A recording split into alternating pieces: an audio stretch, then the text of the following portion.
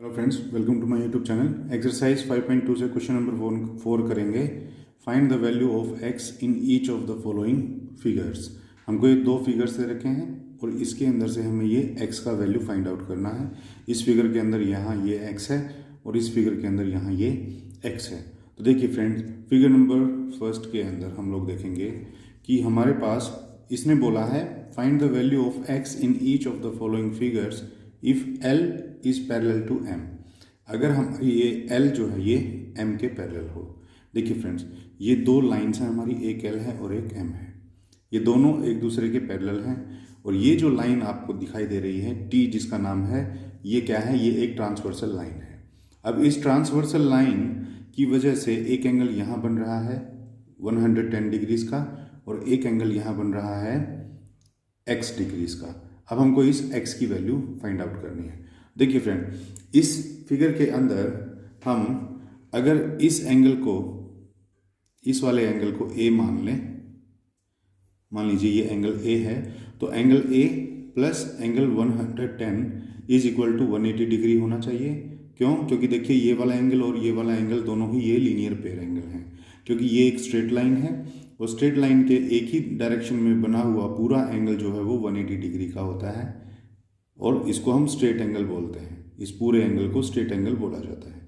और वो दो एंगल्स या दो से ज़्यादा एंगल्स जो मिल करके 180 डिग्री का एंगल बनाते हों, उन एंगल्स को हम लीनियर पेयर एंगल्स बोलते हैं। तो देखिए, इसकी शुरुआत हम यहीं से करेंगे।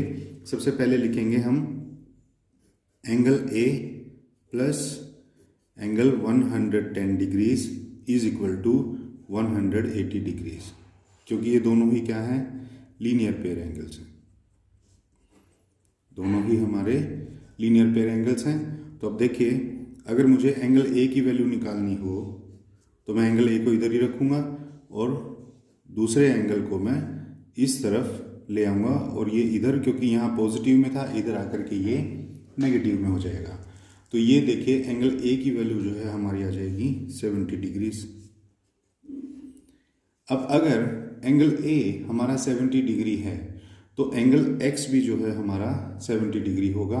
और उसका रीज़न ये है कि ये दोनों ही एंगल्स जो हैं कोरस्पॉन्डिंग एंगल्स हैं। कोरस्पॉन्डिंग एंगल्स फ्रेंड्स वो होते हैं जो पैरेलल लाइंस पे सेम पोजीशन पर बनते हैं। देखिए, ये X इस लाइन के यहाँ अपर साइड में बन रहा है, ये लोअर साइड है, ये अपर साइड है, और इस लाइन के यहाँ ये A जो है ये अपर साइड में बन रहा है। तो ये वाला एंगल इस वाले एंगल के कोरस्पॉन्डिंग एंगल कहलाता है। ये वाला जो एंगल है ये इस वाले एंगल के कोरस्पॉन्डिंग कहलाता है। ये वाला एंगल इस वाले एंगल के कोरस्पॉन्डिंग और ये वाला एंगल इस वाले एंगल के कोरस्पॉन्डिंग होता है। तो x और a जो है कोरस्पॉन्डिंग है, जिसमें a की वैल्यू 70 डिग्री है तो x की वैल्यू भी हमारी 70 डिग्री हो जाएगी। तो हम लिखेंगे angle a is equal to angle x लिख देंगे और रीज़न जरूर लिखना पड़ेगा। रीज़न नहीं लिखेंगे तो मार्क्स नहीं मिलेंगे। ये हैं हमारे कोरस्पॉन्डिंग एंगल्स। कोरस्पॉन्डिंग एंगल्स हैं, इसी वजह से एंगल A जो है वो एंगल X के बराबर है। तो देखिए, एंगल A की वैल्यू क्या है? 70 डिग्री। एंगल A की जगह मैं 70 डिग्री लिख सकता हूँ, तो ये बराबर हो गया एंगल X के। तो एंगल X की जो वैल्यू थी वो आ गई आपकी 70 डिग्री। यही हमको फाइंड आउट करना था।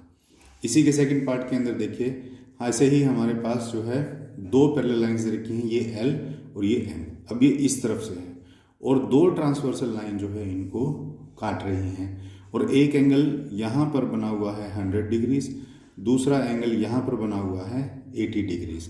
देखिए फ्रेंड, और ये है हमारा एंगल X।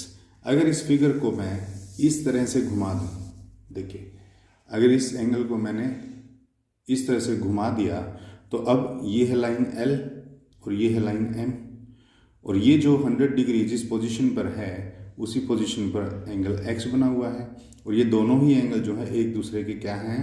कोरस्पॉन्डिंग एंगल्स हैं। तो इसीलिए इनकी वैल्यू भी सेम हो जाएगी। तो एंगल X की वैल्यू तो यहीं से हमें पता चल गई, हमें इस 80 डिग्री को यूज़ करने की ज़रूरत भी नहीं पड़ी। क्लियर?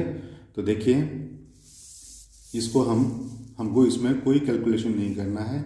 हमको इसमें सीधा सीधा यही लिख देना है कि एंगल X जो है वो बराबर है 100 डिग्रीज के, बिकॉज रीजन लिख देना है कोरस्पॉन्डिंग एंगल। That's it. यही हमारा इतना सा ही इसके अंदर रीज़न था कि कोरस्पॉन्डिंग एंगल है ये 100 के, इसीलिए इसकी वैल्यू भी 100 डिग्री ही हो जाएगी। तो फ्रेंड ये था क्वेश्चन नंबर 4। आई होप आपको अच्छे से समझ में आया होगा। तो फ्रेंड क्वेश्चन अगर अच्छे से समझ में आया हो तो प्लीज़ वीडियो को लाइक कर दीजिए, शेयर कर दीजिए, और चैनल को सब्सक्राइब नहीं किया है अगर तो अब तक चैनल को सब्सक्राइब कर लीजिए। तो मिलते हैं नेक्स्ट क्वेश्चन में, तब तक के लिए थैंक्स।